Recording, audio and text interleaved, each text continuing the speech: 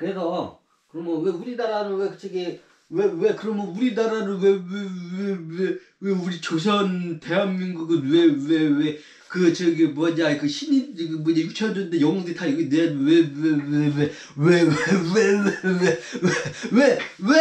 일본 식민지 발밑에서 왜 깔려 지고 있었냐 이게 따져야 돼요. 그거야. 아까 말씀드렸지만 첫 번째 그 기본적인 그 시험도 통과를 못했어요. 이 조선이란 이 대한민국이란 대한제국도 있고 조선이라는 나라도 있고 그 기본적인 시험을 통과를 못했어요. 최고 기본적인 기본 그게 뭐예요? 노비제도 철폐. 자유평등 사랑이에요. 자유평등 사랑. 자, 노비제도가 있다는 거는 평등하지 않은 사회예요. 노비가 있는데 그게 어때 무슨 평등 사회야? 노예가 있는데 절대 평등하지 않지.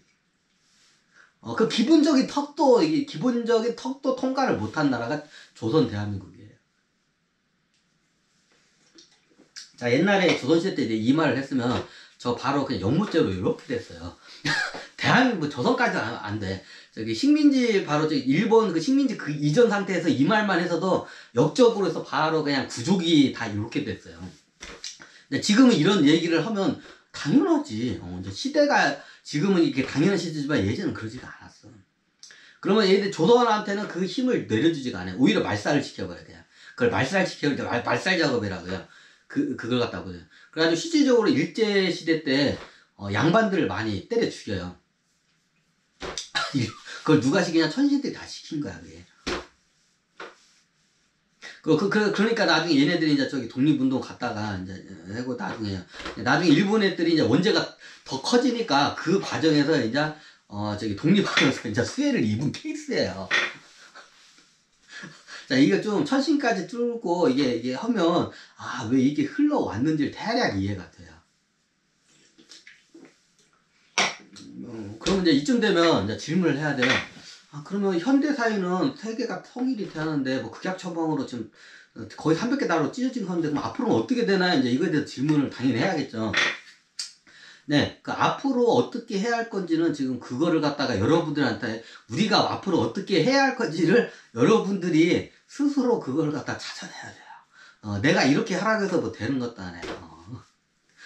자, 그걸 여러분들이 한번 스스로 찾아내요. 그러면 이제 이런 말 하면서 우리 대민족 조선을 다시 부활해서 노비제도를 부활하십다. 이제 이렇게 되면 요렇게 되겠죠, 당연히.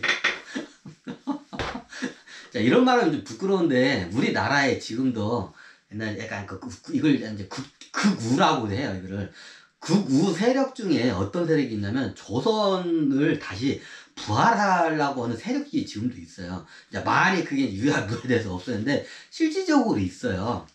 조선을 이게 하게 되면 얘네들이 말을 안 해서 그런지 노비제도 부활을 얘들 목적이 모두 노비제도 부활이야. 자, 우리는 다시 옛날처럼 기득권 양반, 니들 백성 따라 나머지는 다 내 노비들.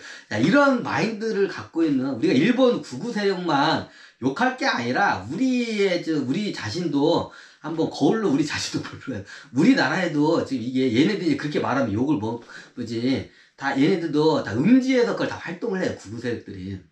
다 있어요. 그럼 얘네들도 옛날 조선시대로 얘네들 넘어가서 옛날 우리 가문이 조선시대 때 뭐 어떤 가문이 있고 그 가문의 영광을 다시 도탈하기 위해서 조선을 부활하여 그 예전에 영광을 다시 얻었다. 영광을 얻는 거는 내가 자기가 기득권증을 얻고 모든 걸 자기 자식한테 대대로 자기의 그 권력과 부를 물려주고 그리고 나머지 국민들은 대부분 내 노예가 되는 거죠.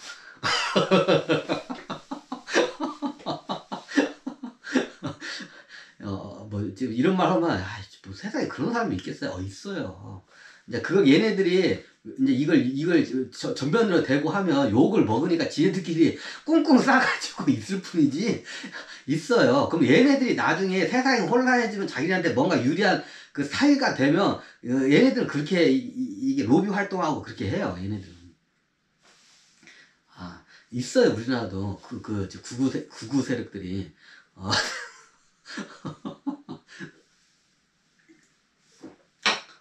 먼저 우리 자신부터 먼저 한번 이게 거울로 비춰볼 줄 알아야 돼. 민낯을 너의 너의 똥구멍에 묻은 똥딱지 욕할 게 아니라 여러분, 자기 자신에 있는, 저기, 눈에 있는, 저기 뭐냐, 똥덩어리 이만한 걸 좀 볼 줄 알아야 돼. 자기 눈에 이렇게 막히고 있는 똥덩어리, 그걸 못 봐. 너의 똥구멍에 있는 똥딱지는 그렇게 잘 보면서, 자기 눈구멍에 있는 똥딱지 이만한 건 못 봐요.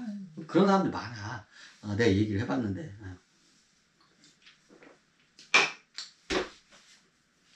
씁쓸하죠. 하여튼 그래요.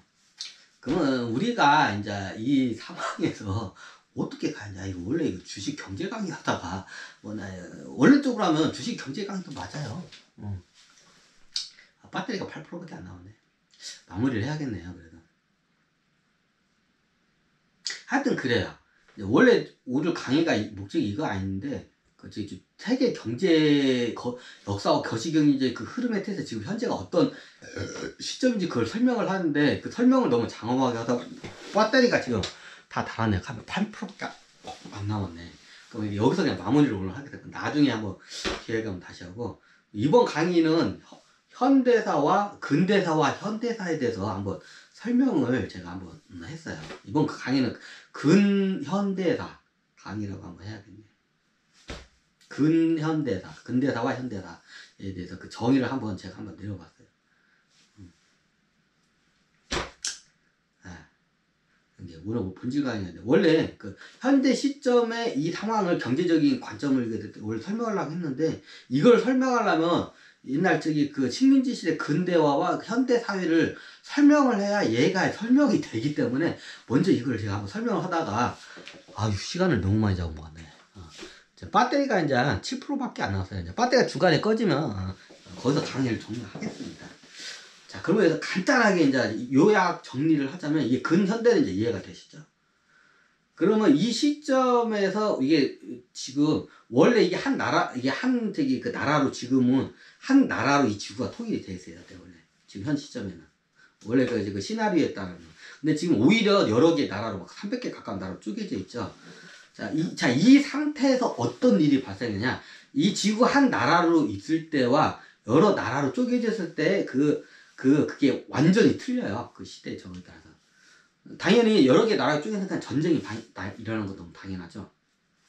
그리고 이제 자유무역 시대가 한번 열려요. 지금 우리가 자유무역 시대가 열리죠. 자, 자유무역 시대는 뭐냐? 자유롭게 무역을 해요.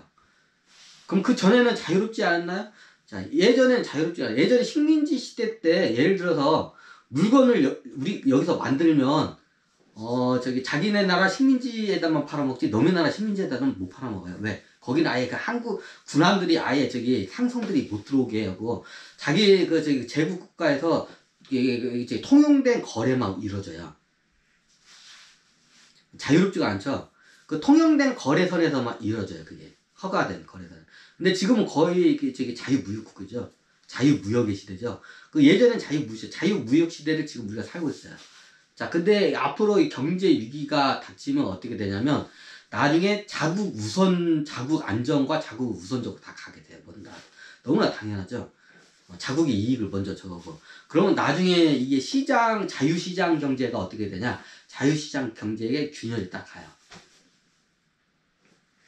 자, 우리나라 같은 경우는 대표적인 게 하나만 될게요. 우리나라의 중요한 식량 품목 중에서 개방을 안 한 게 있어요. 다 아직 쌀이 제가 알기로는 지금 제가 농사를 짓고 저는 이렇게 임대료를 쌀로 받아요. 근데 쌀 갖다 이제 직접 팔으니까 이제 돈으로 들어올 뿐이지. 그러면 이게 한 필지에 후불로 하면 이게 10가마니를 받아요. 그래서 저 같은 경우는 그걸 잘 알아요. 아마 지금 이번 올해 같은 경우는 이게 양고 해가지고 작년에 20만원 돈 받았는데 올해는 20만원도 못 받았어요. 한 가마니 80kg 한 가마니. 그럼 농민들이 힘들잖아요. 힘들죠. 근데 여기서 우리가 봐야 할 때는 이제 자유무역적인 관점에서 봤을 때, 쌀은 우리나라는 이걸 갖다가 보호무역 품목으로 해가지고 이제 이걸 갖다가 안 들어가요. 쌀이 아마 80kg 한 가마니가 국제적으로 했을 때는 그때 태우는데 3만원, 5만원, 그 정도. 예전에 FTA 해가지고 막 개방한다고 할 때, 그 당시에 우리나라 쌀값이 대략 15만원에서 20만원 좀 왔다 갔다 했어요. 그 여기서 막 저기 대학 저기 막 농민들 막 해가지고 FTA 반대하고 막 쌀값 보장하고. 근데 그 당시에 쌀값이 우리나라가 이제 지금 15에서 제 기억으로 15만 원에서 20만 원에서 왔다 갔다 했었던 것 같아요. 보통 그 시세가 그때만 그랬는데 한 가마에 80kg가. 근데 그 당시에 국제 저기 그 쌀 가격이 3만 원도 안 됐어요. 3만 원이 약간 안 됐어요. 2만 몇천 원인가 2만 8천 원인가? 어떻게 하냐 뉴스에 그때 나오니까 그 당시에 뉴스에 보면